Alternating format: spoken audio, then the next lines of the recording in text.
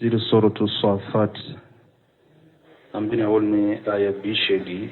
عن الشيكي. أعوذ بالله من الشيطان الرجيم. فنظر نظرة في النجوم فقال إني سقيم فتولى عنه مدبرين. بسم الله الرحمن الرحيم، والصلاة والسلام على نبينا محمد وعلى آله وأصحابه وسلم تسليما كثيرا. سبحانك لا علم لنا إلا ما علمتنا إنك أنت العليم الحكيم. أستغفر الله الذي لا إله إلا هو الحي القيوم وأتوب إليه. اللهم انفعنا بما علمتنا وعلمنا ما ينفعنا وزدنا علما. biye sibiri suye hijriya bakele ani kemenani ani binani ani nani shahru jumada al-akhir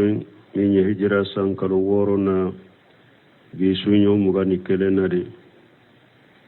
miladi nasara ka jate bafula ani mugani saba sankalo folo bi sunyo tani nani nayi ambe bako jikuruni kulofula مسجد السلام كنو. أعوذ بالله من الشيطان الرجيم. فنظر نظرة في النجوم إلى آخر الآية. آية وبيك السماء إبراهيم أنافا نفا كمغوك قيسلا أنكو تمامي على توحيدي كفو كولي فو mɔgɔ fɔlɔ minnu tɛmɛna u ye weleli min kɛ ka taa tawhidi ma n'u ka mɔgɔw kɛra lahala min Ala b'a kɛ k'olu dɔ de lakala ɲɛ. an ye Nuhu ta fɔ ka tɛmɛ a kan darasu tɛmɛnen wagati y'an sɔrɔ Ibrahima ta la. Ibrahima ka mɔgɔw fa n'a ka mɔgɔw bɔli batolaw de tun don. u bɛ dɔlɔw bato, u bɛ dɔlɔw bɔli mɔnimaw dila k'u bila dɔlɔw sawura la dugukolo kan u b'u bato.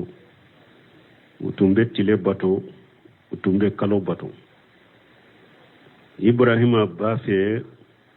k'u wele ka huja jɔ u kan k'u bɔ o de la. Hari n'u ma b'u la fana a ye huja jɔ u kan. a yira u la u bɛ min na filankafoya de rɔ. Donc ni Ibrahima ka mɔgɔ bɔliw de tun b'u bolo u b'u bato. Mais salli dɔ tun b'u bolo, dɔn b'u bolo san yɛlɛma kɔnɔ u ka salli de y'o ye. N'u bɛ taa u ka salli yɔrɔw na u ka bɔliw to ye bɛɛ bɛ taa, bɛɛ bɛ bɔ dugu kɔrɔ ka taa salli yɔrɔw na. Ibrahima b'a fɛ de u ka taa k'ale kelen to dugu kɔnɔ ani bɔli ninnu ani gardien minnu bɛ bɔliw la ka se ka bɔli ninnu kari. ale b'a fɛ ka tan sɔrɔ u kɔfɛ, a ma sɔn ka taa u nɔfɛ saliyɔrɔ in na, u ka saliyɔrɔ na pour ka se ka bɔliw kari u kɔfɛ. tuma min ko Ibrahima ma k'u bɛɛ ka bɔ k'u ka taa u ka saliyɔrɔ la, Ibrahima ma sɔn ka bɔ. a ko miiru labɛn ne la, n b'a fɛ ka miiru dɔ ta si dɔ bɛra. Ibrahima a ye a kunkɔrɔ ta ka sanfɛla lajɛ. tafsirikɛlaw dɔ ko Ibrahima ka n'a ko ale bɛ a ye lajɛli kɛ dɔlɔw la, a tɛ komi dɔlɔ dɔnnaw bɛ lajɛli kɛ ni dɔlɔ ko Ibrahima t'a ye o ye. aqida min tun bɛ Ibrahima ka mɔgɔw bolo dɔlɔ ko la, o aqida tun tɛ Ibrahima bolo. dɔw ko tafsirikɛlaw dɔ ko arabu filɛ, ni mɔgɔ min b'a fɛ ka miiri ko dɔ la n'i bi kun kɔrɔta ka sanfɛla lajɛ, u b'a fɔ ko a ye dɔlɔw lajɛ. ko Ibrahima ka dɔlɔ lajɛ laɲini ye nin de, miiriw ka kun kɔrɔta ka sanfɛla lajɛ ka miiri. a b'a kɛ puru, a b'a fɛ ka min kɛ ka miiri o la, ko de y'a to ko a ye dɔlɔw lajɛ.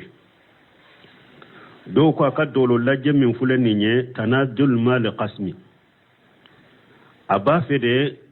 ani munu be nyogonna kuta doni fo kana hoja joka parce que wulu nyana munu nyebbato fewnye de aba fe kode yirila ko bato fewnte ne Ibrahima lajjeli dolo wulaw ka aqida nyogona tunte Ibrahima la nimbe komi ni ala ko aya kono falamma janna alayhi laylu ara kawkaba tumami sudibina Ibrahima boro aye dolo ye qala haja rabbi akon ninde yentigiye mana abake kayira ka mugola au kon ninde alay ninde yentigiye falamma afala tumami dolo indogora qala la uhibbu al-afilina Ibrahima konne koni femmin beddogo bato femmin beddotu ala min beddogo aka danfe unna akonne to ala sugufe ni dogora idogora wakati me be se kay ka danfe unkoro wala ako ala min beddogo bato femmin beddogo neto fede ayekuma damina ni nafulo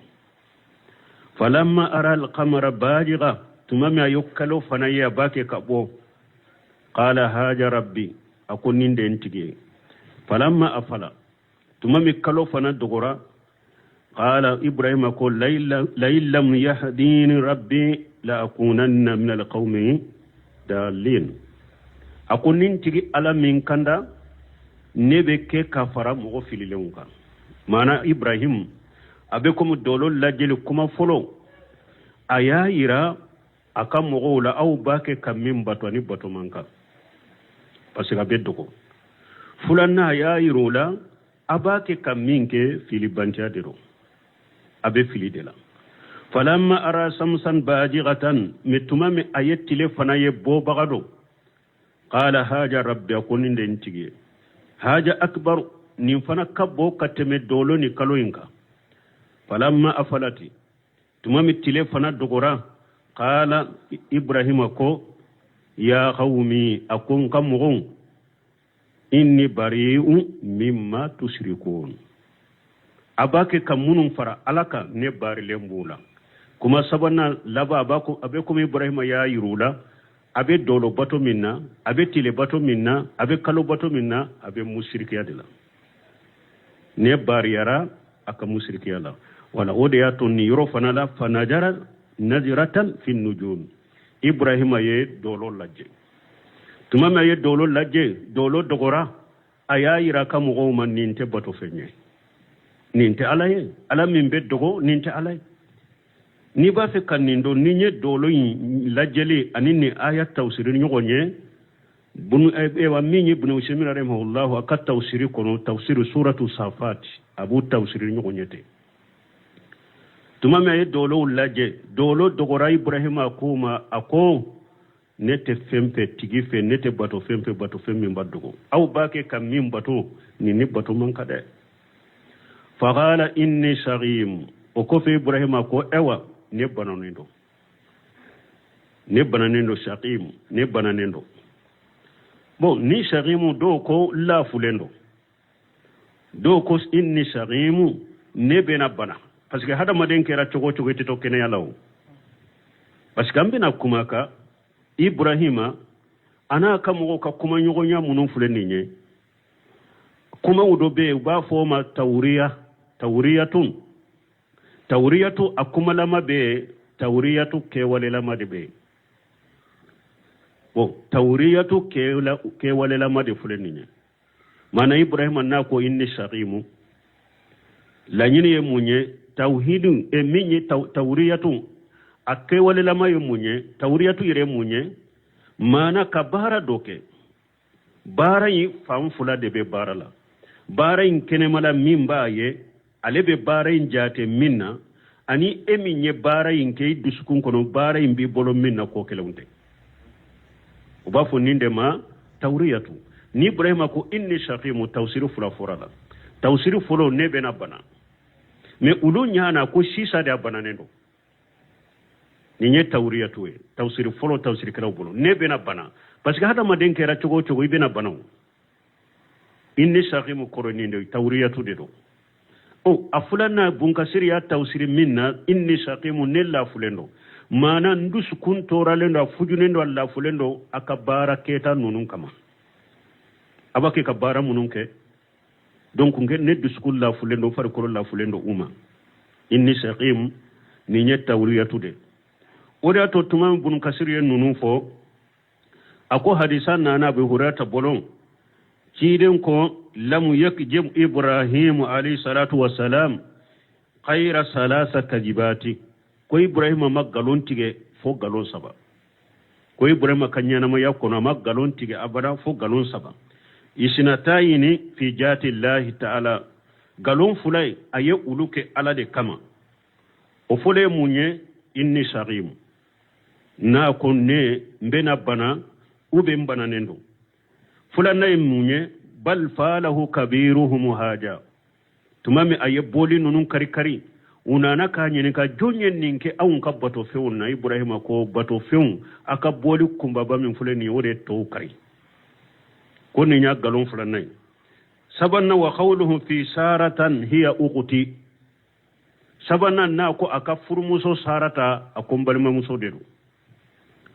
donc ko ibrahima kan galo ni sabare e woni galo min fulene ni nunun te comme galo haqiqa de tawriyatu de do galo haqiqa wonte parce que cheikhimu tanyo fo mbena bana ubella fulendo ate comme ibrahima ya yiri la ko ale bananendo ka sor banatala tumama ko ni cheikhimu ulum minye kuma yimme ulum nyana ibrahima bana haqiqa de bala ne ibrahima la nyini banate na sisade min kera chogo mbena bana ubella fulendo nduskulla fulendo nim famura galonte tawriyatu dedo na ko fana bal falahu kabiruhum haja ayen ninkede ka huja je jouka mana na awu ko ni nyebbato fewndo kube hera sama kana awma ube tora nyone kabo awka ni ayasoro akabara yoye abese ko ke alede yukari puru ka huja joka ube do ko nin fana tawriyatu bura ibrahima kala nyini ninne mu kari ninde bu kariya na ko bal falahu kabiruhum haja bodi kumba bainde yu kari mana la nyini ninne mu kari ninde bu kariwa parce que ninye iride ninta lela tese foila ninne mu kari ninde bu kariwa donc nin fula be alaka dina defali nin fula be kera ala de kama na ko ale bananendo ale te sekata bori bato yorola ne aye boli nunun kari na ko ne mi kari de keru kumba bainde yu kari puru ka uka hakilin tanya yurula ninte fulaya bo sabanna ye sarata o hadisa bin bukhari kono ibrahim na ka muso sarata ana tara misra de o ya soro wakati misra masake dobe masake minye yere sagola kela ibafo jabbar yere sago kela de ni sera misra dugu kolo koni kale ka marabe yoro ka ni cheche tara ini muso tarai muso minye muso nyumaye na ya doyi ka mfuru muso de do abe faga de folo ka muso inta me na ya soro muso nyi ka balima muso de ite faga ni aba nyina fe aba nyini fe aba abmunila chogo me kafuru hari na ya soro kafiri do ta islamaya furuleta daga ye masake de asago bala jako aba furuna forota ka dima kafuru ibrahima ni sarata tara odela misra tumami ibrahima donna ka dugu koloka ka yorola akam masurunya mugo do ye ibrahima ka muso ni sarata anana fo masake nye ako chedo bi ka jamana inka bi muso do ba bolo ye muso be nyumande muso inche kanyi kojugu muso nyumamba o ba bolo masake nyechi bila kata ibrahima ma ko ita che ngule kana ibrahima nana ayi ibrahima nyininka ako ini muso min nana ne ka jamana inna imundo ibrahima ko balma muso de do parce que ni ya fo kon ka furu muso do abi faga de folo ko fi abe muso inta mais ni ya fo kan balma muso de do abe se ko min la chogo werele min te fagali bo ko jugo fula fule ka nyogo soro ibrahima la imanna fo nka furu muso de da anin faga nata imanna fo nka balma muso de do ana to mbolo ni ko jugu fula ye ñogo soro ala ko jugu fula nogoma ye muñe ayota ka yira lambalima musoro de ka sora furmuso de do mais ibrahima ni yoro fana la na ko sarata ye ale ka balima muso ye tawriyatu de ale ka lañine muñe silamiya balimaya akante dambe balimaya ma silamiya balimaya ibrahima kantum bode ma mais masake ñana ibrahima ko ka balima musoro dambe balimaya de la tawriyatu fuleninde akumalama fuleninde donc tumami ibrahima tara ko ibrahima kata ko ta ika muso nyire bilakana ibrahima tara atare ko saratu ma ko masake fuleki wala abi nyinin kade yala ne ka furmuso de ye ube mbalma muso de ye ni tara kaningalon tiga yade ne ya foye de ko mbalma muso de ye ifana ko de fo ne kante dambe ka balima ya makoy nkambe silamiya ka balima ya dema nin dugo kolo en kaya bi silama min be dian kono neni ededo ambe yoro mi yabbi silama worete ya mu'mini worete ni neni ette nkambe mu'mini ya balima ya dema ni silamiya balima ya na yi fana nyinin ka ode fo anka kuma ko na bonyo ko rode kaningalon tege o muso tara ibrahima ya salliji ta ka salli damina ka ala deli nim masake jugun ala kana to nim masake na be se aleka musoma ibrahima salli damina muso intara muso in sele masake ma muso nyere fara ba ka dawma ntigi ala nim masake jugun min fulen ni nye e kana nim masake la sunna be se ka maganela yikana ke nim masake be magane ala few ni nelli manani e ala kelem pew de ani ni mogo worete ne do nin ka chete ni nyere tanga kaboko juguma ni nyoke ala de kama ni masake jugu bolo kana daneka muso yere fana yin do oke tumami masake inka gardinge do ni muso inana masake nkoro anyani muso nya kera nani ye muso nye muso minye muso nyumamba ache kanyu ko jugu masake ndesera ka yere mina parce que fasiru fule fajiri fule na ye muso nyuman koni ye gere la nyogo na fengo fembe jiga kono kimbolo da ka folo masake nya bolo sama ko abada muso ka ala ya ka jondo mina ala ya ka jewa kele bolo do bila aka masake bolo mina ka bisi abolo masaka ke se muso ma masake mina na ka bisi ka nin kurala fo abe dugu koro tomi na sewu abi hadisai riwaye dola akrina yerede fo aba asyon firifiri ako musoy ma itigi ala deli akim bilanti toro tuguni sara tay ala deli femmi nyamina aya bilan abilalen ko fe amase kakku muso ince ni koso aya bolo sama tuni ko aba daka amina na tuguni kabisi kateme foloka ako ittiga ala delinye akimbila nimbila la nte seyma nti toro sarata yala deli tuguni mi nyamina ya bila sabana ya bolo sama ko abada ka tuguni o mina li fenya mina fana ka bisi ka nim kurala o ka juguni fulemba tora doni nin katige ako ala dela kimbila ittiga ala dela kimbila na yimbila nte seyma nti toro sarata ya ala deli ayabila femmi nyamina ayabila donc masake on ko ka garding masisa ako ine hada made mana nema ini setane de nana ni hada madenye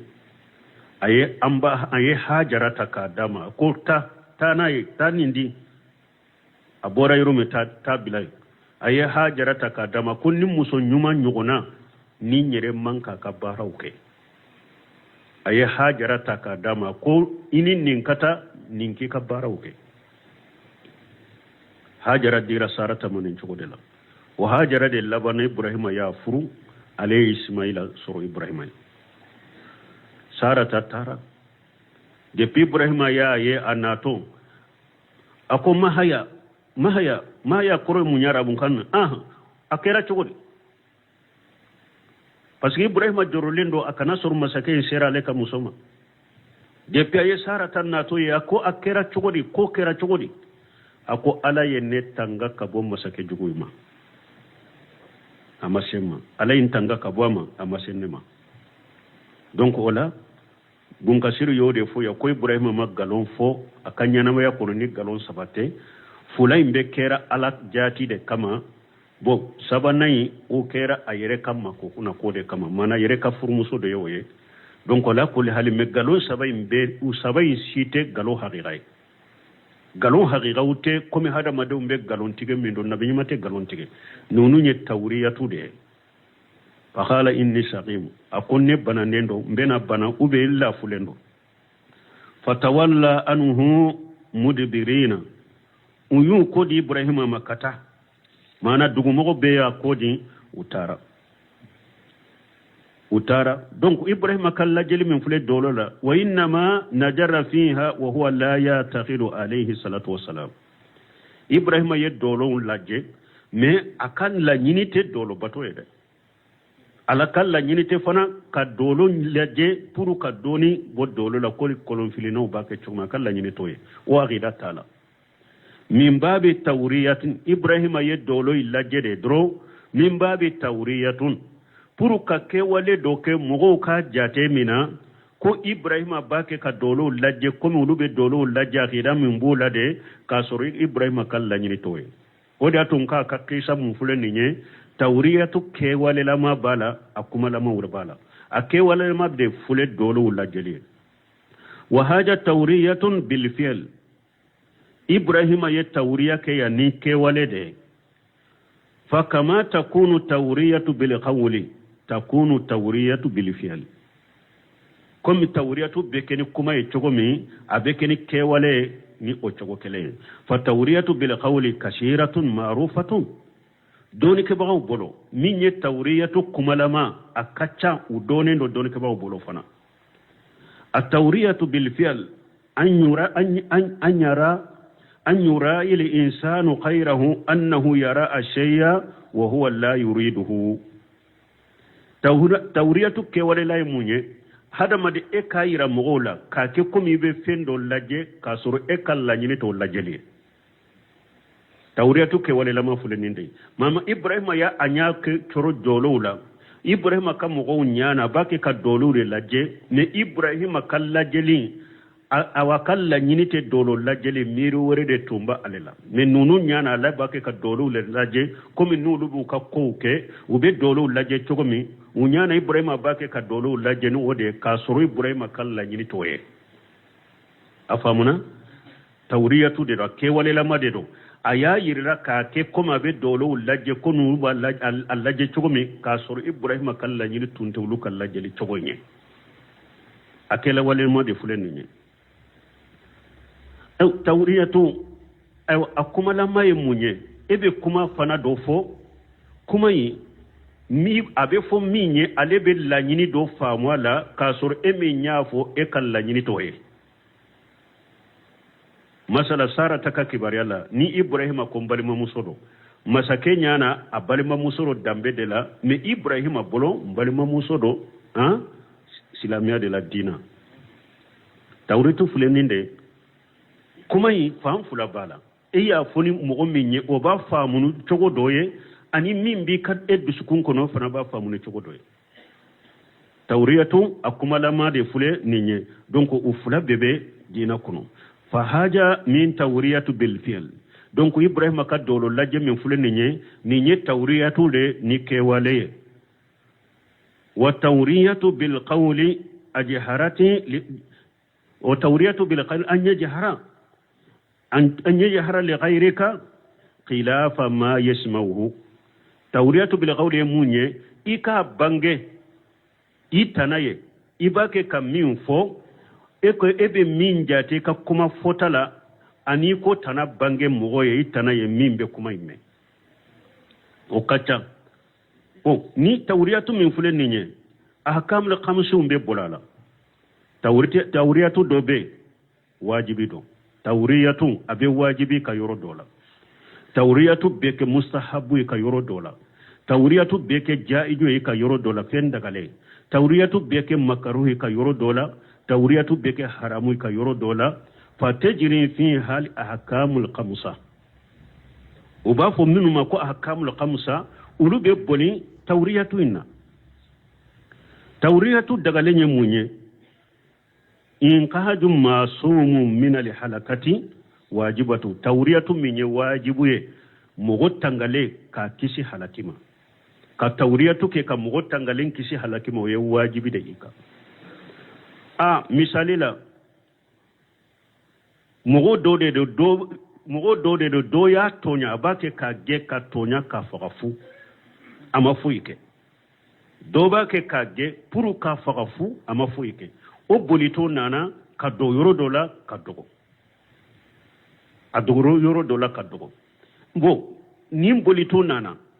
ako karasa adona ya dewa kana yoro yirade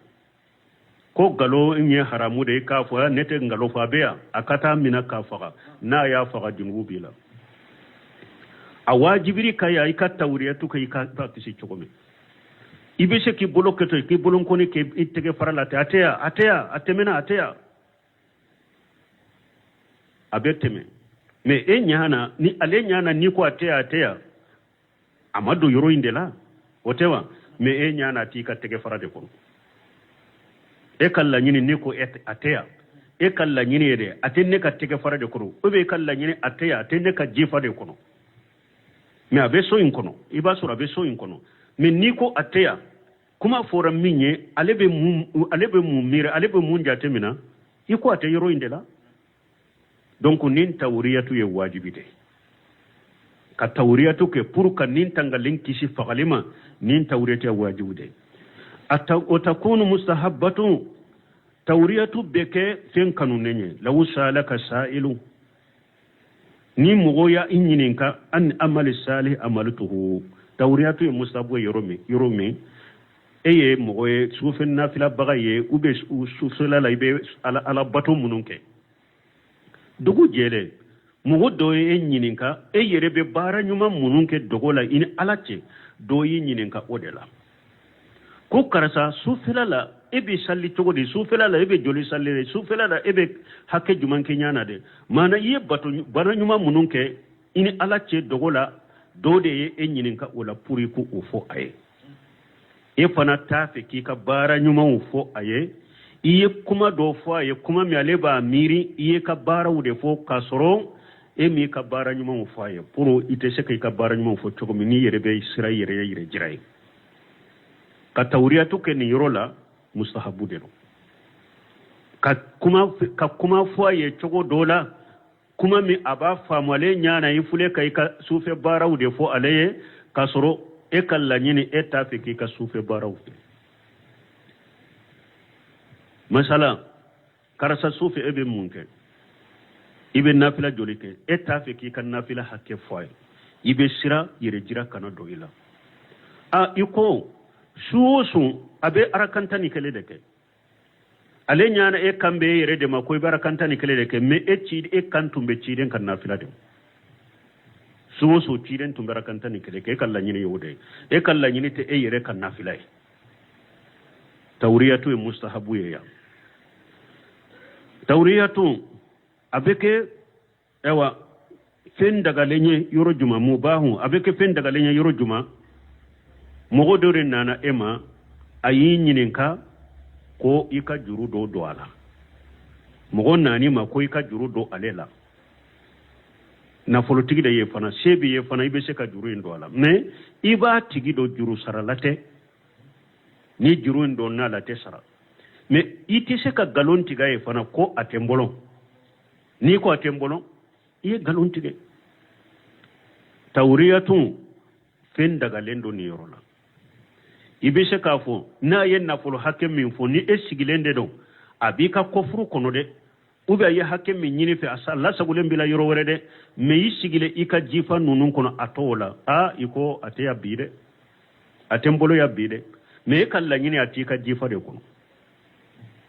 kala nyini ay hakke min nyini fe atika jifa inde kono me ikalla nyini te ko atika kofrula ube ikalla nyini te ko sagulala sagulen ti bolo yoro wore me ale nyana kuma fura ale me nyale nyana yiko wori inti bolo yere de pew niye tawriyatu minye nin dagara niye mubahu tay tawriyatu beke makaruhuye yoro dola in kana li ghairi sababi ni mogo nanima ayi nyinin ka fenna ka tawriyatu ke kasoro sababu site tawriyatu ye makaruhe ni yoro la ka tawriyatu ke kasoro sababu site makaruhu do ni yoro la tawriyatu ye haramu ye yoro juma ni amogo fula tara kiri tige qadife kiri tige lafe minye sama kata sherete abolo parce que ciden ko al bayyinatu ala al mudayyi wal yaminu ala man ankara akoni mogo fula ye nyogon sama tara kiri tige yorola minye isama kata kiri tige lafe aba aleka kana ni sere bangale wunye nka jurude be karasala ni hakke sere bangale unka sura bolo minye sama kata kiri tige la sere bangale masura le bolo wal yaminu ala man ankara emin fana ko ajurute nela ebe kale emin ko karasa ka jurute na ebe kale na yi sama kata kiri tigelo eko aka jurude bela eko aka jurutila ayi sama tarine kiri tigelo la ewa kiri tigela ko emin ko ka juru bala ka sere be ma ko tiala sere tene bolo nkele na kele de juru dala bonni sere masoro e bolo silamiya sariya ba wajiba de kale min nan kariya fana ka kale na kala ni alai ko ka juru ta la jiya ko ni koro juru intiyana melagara na ya sori ka juru bala basara akale to ako wallahi ma lahu indi shay'u akalna wallahi ma lahu indi shay'u arabu kanna chogola ma min fule ninye abe fam fulata arabu kanna be sika ken nafuye kafu wallahi aka fuite nefe mai mbe sika kewe abe sika ken nafuye donc il fule kam min fote qadi ba ewa qadi ben nin kuma jate mina munna qadi bolo alebe mumiri ya aka jurutila me ja e tawriyatu deke e kala nyini e minu mai bima e kala nyini de ismu mawsulu yani wallahi alladhi lahu indi shay'u ja emin kalila e kala nyini e mai nye ismu mawsulu ye aka femmin ben feya aka fendo be ade mai e kala nyini e kala wa mai fole e kala nyini bo de la aka fendo bin feya de me qadi ya famu nafude iko aka fenti fe nin tawriyatu ya haramu de parce que fule kam ko hakke de tiya nin tawriyatu ya haramu de donc tawriyatu ni ahkam khamsu de be bula ala donc o sorola ibrahima ka qisa min fule ni nye akuma la masorola ala ake wala le masorola ala tawriyatu kuma la ke wala na maye munye na ko dolo nunu la jalila inni saqim ونجر نجرة في النجوم دولون نونو لجلي إبراهيم يدولون نونو لجلي كتورية دينك أيا كم أبو لجلي كسر إبراهيم كلا لجني تونت دولون نونو نيم فامورا تورية كمالما إبراهيم كاكيس لا إني سقيم ni إبراهيم كونه بنانندو kuma fora mugo munu na wulu nyana wulu be bana mindo bana de bala tese ka tasalliro la ka sori ibrahima ya yirula ne hada madende akante mbana lendo sisa me nyepe mbena bana akera tuko to nya hada madembe na bana ube la fulende do ibrahima kala nyini tunye do akalla nyini tunte wulu tara bana mi fulu ya doni bana mi akalla nyini tunte donc nunu ye tawrite kumalama tawriyatu kumalama na ke wala ibrahima ka qisala anyogona sabatila ahmad ibn hanbali bolo aka kalande ndo be marwaji ahmad tafe aka derisu ka to kalande ko fe marwaji a hakili kanyi abe derisu aba ajjate mina kosobe ahmad an-nufe o marwaji tumbe ahmad ka halgala ube derisu la marwaji kam mo na nyini anyini o ba fe ka wuli ka bo majlisin na ko haju dobe ahmara kwana tafe akabo majlisin kono dersun to kake akofe unana komari wajibe wa ahmara ya bolon koni ketete farala akomari wajite ya mawr wajibe abe munyiniya ni nana nyini wosagira kata ale nyana ahmara komari wajite jamainde la ahmara nyana ala ahmara bolon mar wajita le tege farala punu nyini kala inka saga kana bo dersula donc nunu nyana ngon basite nunu na nde la ka me Cheikh Abduraziz ala Cheikh doya nyini ka ko awu ambe ko marasiya la mo be na ko anku ka wori fale iba soro wori mise bambolo de manyere mako bala ni nana koy ka de ka wori fala ya ni ko wori mise tembolo abi bolo fana ima galon tiga wa u kan ba ke cogodi sisa ako ni wori mise mbi ka ko furu de kono na tigi nana tawriyatu ke ko wori mise tembolo me e nyana ti ka jifa inde kono shigile me kanti ka ko furuma ni ko atembolo wori mise te e nyana wori mise intenji fa inde kono shigile me kanti ka ko furuma akoy kan ninke ka ninde kisiye me kana galon jele info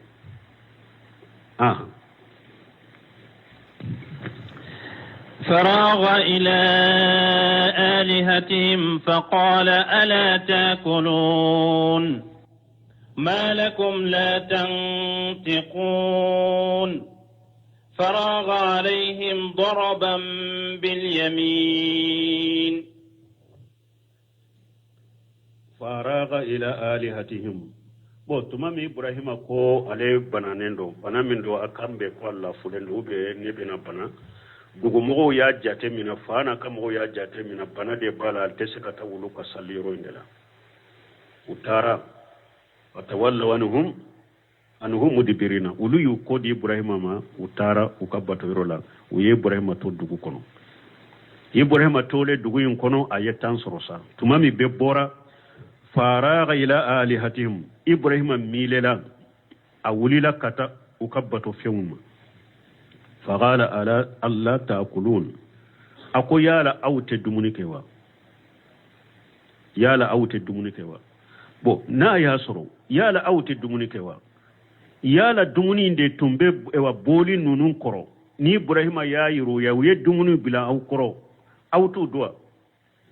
ni awu pese ka fenya na bo dumunu pla kuratu du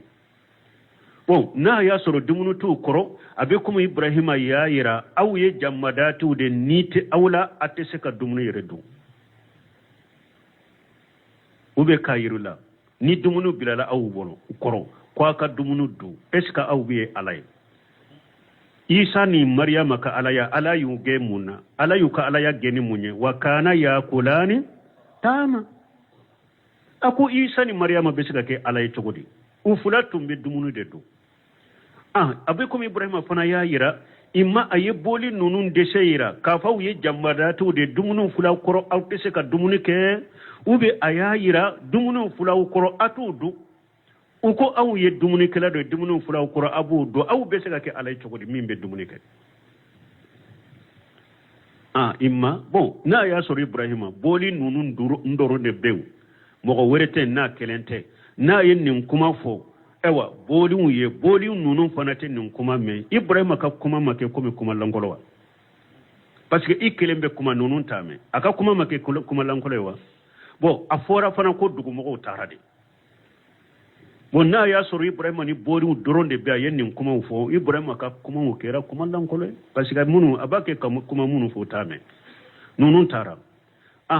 imma mogo do tumbe boli nunun koro ibrahima ye nin fo boli garadin ye pour ka hoja jowlo ka folo sana ka boli kari no semino yo de sa ako boli u koro lankolon tunte tumami jama tara u ka salliro ye gardin unde to boli nunun koro ibrahima ye nin kuma fo gardin unde pour ka hoja jo gardin nunun ka folo au baki ka munun garde ya ko nunun ye bato feunye nununte alaye nununte bato fe wunya utese ka dumuni kay ube ni mimbe dumuni ko utese ka alay tumama yo huja je uluka gardingen uka ola ayu kari kuma be tileni to godela sino ani bori un drama kuma infore mogo do re tumbe dugu mogo ko ni tara me gardingen do tumbe boli nunun korayen nin kuma fo ulude ayen nin kuma fo ulude tumama ayu kari ko be boy onana aya wala unale ya soro bori mbe kari kake komi logo ka betige ka be kari uko man fala haja bi alihatina innahu lamina jalimina uko jonyen ninke awun ka bato feuna ninti la moy tonyali kalaide kana un ka bato feumbe kari te qila lahum uko jamaimma sami'ana fata yajkuruhum yuhalu lahu ibrahim uko awnye kamalendo me abe boli nunun lagosi de uba fat ama ko ibrahim iba soro de yukari anye kamalen do me abam kaboriu abu ko fode parce que anya mi ala ako tallahi lakidanna asnamakum badan tuwallu mudbirina o mana ya wel kuna ande laka ni mi ala de ako wallahi inkalnani alay ni aka boli munun fule ni nyembe na dabali fere do ko kama ka dabali do taw kama aw talen ko fe ka kodi kata mbena fere do tigo kama ya anye kama lendo me ayenni fode unale wala uko ibrahim ma ko ode nin kewa ako bal falahu kabiruhum haja fashaluhum in kanu yantiquna akonne ma kede ni aw ko bato feunde do kube hera sama kanawma ube toranyo ne kana kabo awka ukakkumba bade yukai boli fitinu munumbe bato ka farale kada ore madiyale fanaye ayu kari ayu nyinin kake aka bolu yere fule bere bayum fule aye ewa jele dulala aya yere aya nyinin kake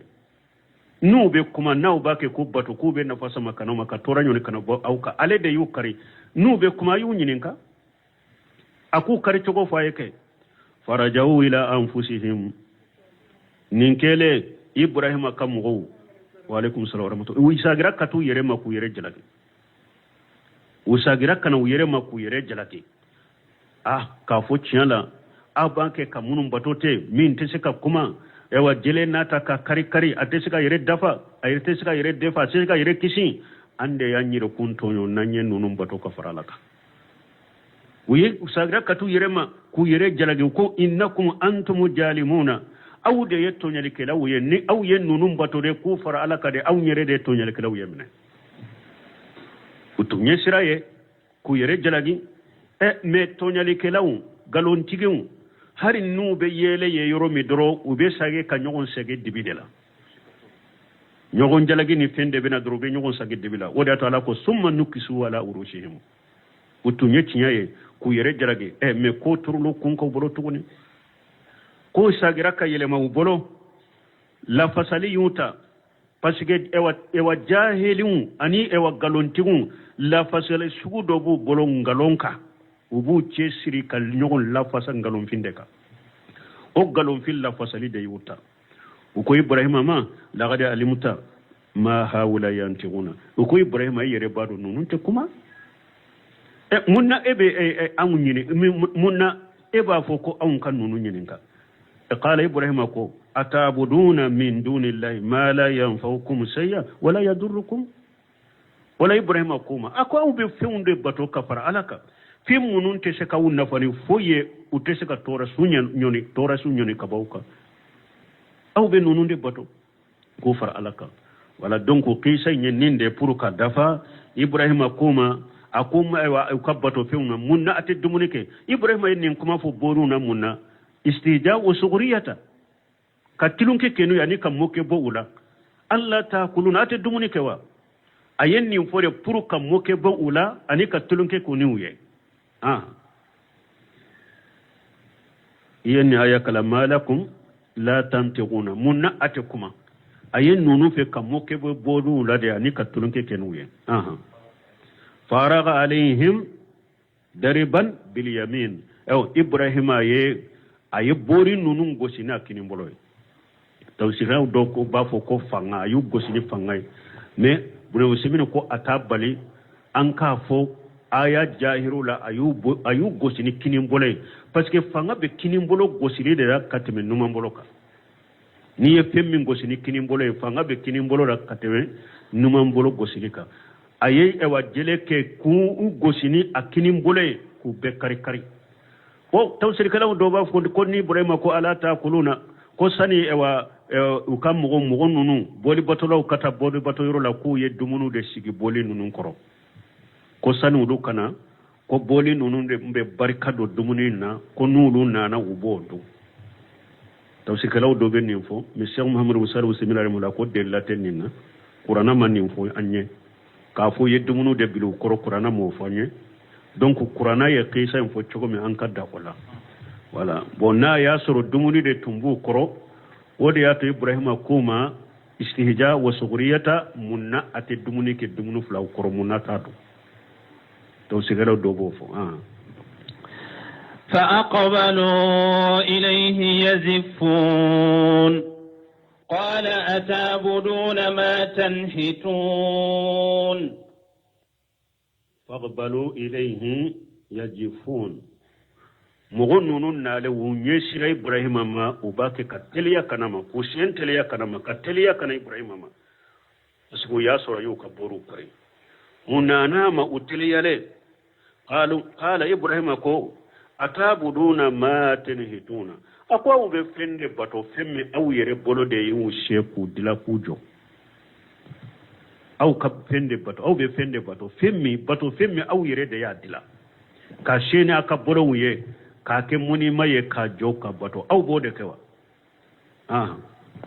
والله خلقكم وما تعملون قالوا ابنوا له بنيانا فألقوه في الجحيم فأرادوا به كيدا فجعلناهم الأسفلين والله خلقكم ألاكو إبراهيم كو أكام غوما كو ألا دي أودا وما تعملون أني أو فلك بوري منهم باركو بلاد ألا دي ولوفنا دا مانا أو دانفي أكبتو في دانفي دانفي بسيكا كالايوا ألا دي أودا وما تعملون أنا أو فلك بارا من ندي أي بارا من كنية أي بولي منون سيتر كو جودي ألا دي ولوفنا دا أو كوي ألا كدانفي دي akabara ufana yala kadamtinde ni aya yoroni aye ewa araduke jamakulu filile fulaka aye araduke qadariyauka qadariyau uko uluko ko alai hada madenda kummi hada madembe bara barake ko e yere de bi ka barau keni yere ye ko alama ika barau da kwa mu latige wada madin yere be fengo fenke ko ala mo latige de e yere de bo kini yere ala ye edeta me e ka ketaw ani ka fotaw ko yere de bo keni yere ko ala mo latige aya yara dunku ka uwa mo kuka wallahu khalaqakum ma ta'maluna ala kunni ala de yawu yere da ana ka barake taw donc ni nya aradu ya qadar yawka aya ya aradu ke jabriyaw fanaka jabriyaw fana uluko hada madembe fenwo fenkala de bi karaba kake ati sabola de parce que qadar yaw ko ala ma fellatige ko yere de bi ka ko ken yere ni nya wulutaya aya ya aradu kuka jabriyaw fana ko hada maden karabalende do ko hada maden bake ka fenwo fenke ko yere sabotala ko ala de bi karaba kake ko suwate bolode bo aya kara ya raddu ko lu fana ka yoro juma ni ala ko o ma ta'maluna ala ye barai sagi kata hada maden yerema hada maden be bara min kala ya sagi kati yerema ulu ko hada maden be bara ke koy karabalende do koy yere take ka kere ko ala de bi karaba ka bilaka mana ko hada maden be latige kono ko komi sibe ewa finye bolo chogo ko hada maden be ko chogo de las ko suwa site hada madenye ala de bi karaba ki bila bela donc aya nya aradu ko fula beka qadariyaw ani jaburiyaw ne ahli sunna wal jamaa ulu kera chamanche ni mo fulache ahli sunna wal jamaa ulu ko ala ya hada madenda bon hada madembe ko munun fanake ala de wulatige aradu qadariyaw ka ahli sunna wal jamaa ko ako ala de ko wulatige de me hada madenyere ka swani ka sagobi ka fotani ka ketala o mata sauna illa insha Allah ala ko hada madente seka awte seka foy kanu foni ala ya kanu ala be fen kanu ika ka bala tige ika ke bo e fana sababu bala sobe e fana bolo ika fotani ka ketala otewa donc ayen nya aradu ke ninja makulu fulaka hada made ala de edda ala de ika barawda ne ika baraketa munu nubu kan yube kuma munu fo iyere fana ka sagoni ka suwabala ala tayin ko fe faqbalu qalu ninkele ibrahima fa anifa ka mugo ko abunu lahu buniyana ko ye kogo jando dilaye aye kuru do dila kogo jando aka dila na ye kogo indila mumbeke aba fa logola ka tasuma menala falqawuhu fil jahim aka bila tasuma menenayna tuma ibrahima ye woleli min ke kata tawhidima aka mogo ye munta akama uka jani tasuma la wi diminana dimi ko jugu min keru ka boli wala ani abu fatanya ka bo fulan ka fayamuna u dimi ko jugu ko kuru bere bere ba do de ka dila ka kogo janya ka fallogola ka tasuma menen logo yin kono no o kera wati me ibrahima ta ka filala tasuma ka jani mana uka faga ko jugula ka janini tasuma aha wa faradu bihi kaida ew ibrahima fani fa ka mo yin ka dabalunu ka fere nyinini ibrahima yi fajalinahum al-asfalina ala kunni ala yukaddabalinu ka ketanu ka fotanu ka fere nya beke duguma nyu ka fere be jigi duguma ka ibrahima ta usanfe balma tawhidi tigi ode tawhidi tigi kana sira foye ni ala ta ala de ka deme bagay ni jamana be farala nyogon ka kabila be farala nyogon ka dugu be farala nyogon ka nuku bu kale i duskun kala silendo i sembelembe alama sababu dagale minni ala ko yo iko ke yo ki sheko be minna mogote sila ibrahima kelempew faana kam mogo be uyet ewa kogo bande do ka tasuma mena kono o tasuma doni ka ko tellement que tasuma ni tasuma bado aka abem amenele ko jugula har ni kono panna ko be yela be tema san fi be biya kono tasuma in kala ya bi sama be biya kono uko ibrahima fili odela har ibrahima fili to tawsiri kala u bafo o ma se ka gere tasuma no ko be ibrahima fili kono amene ko jugu shaytane de nanu ma ko manjani a fitini be kono gena u bolo forowla ube kabakuru kara ka munu kafili uba fa manjani garabuka shaytane ko belebele bade dila o ko ibrahima do kono ka fili kata tasuma ma uye ibrahima do ode kono ka fili kata tasuma ma ibrahima sele tasuma ma ko hasibunallah wa ni'mal wakil akwala yin wasa nyin ka kodi alama kodi mbaga nyuma ibrahima yen ninde fo tumamu ya fili tasuma kono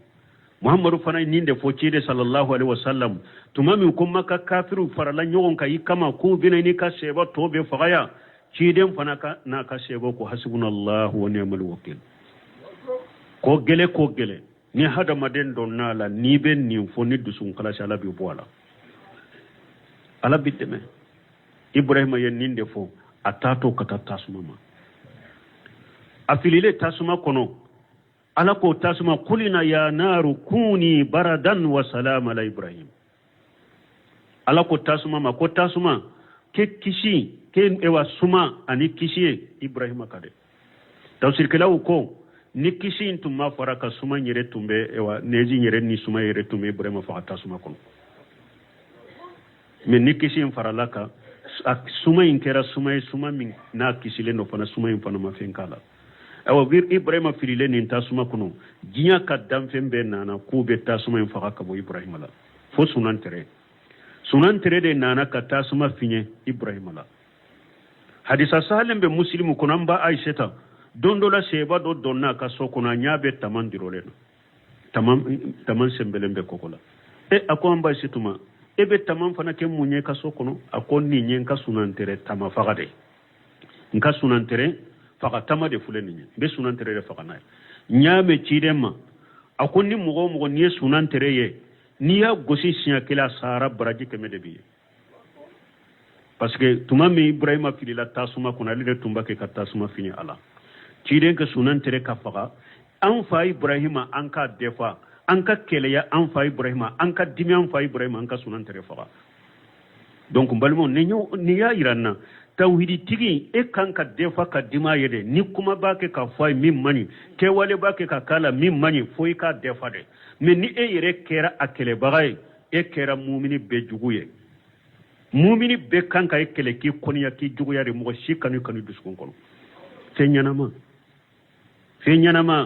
na ye ewa tawhidi tigi ko ka ibrahima ko ka tasuma finye aka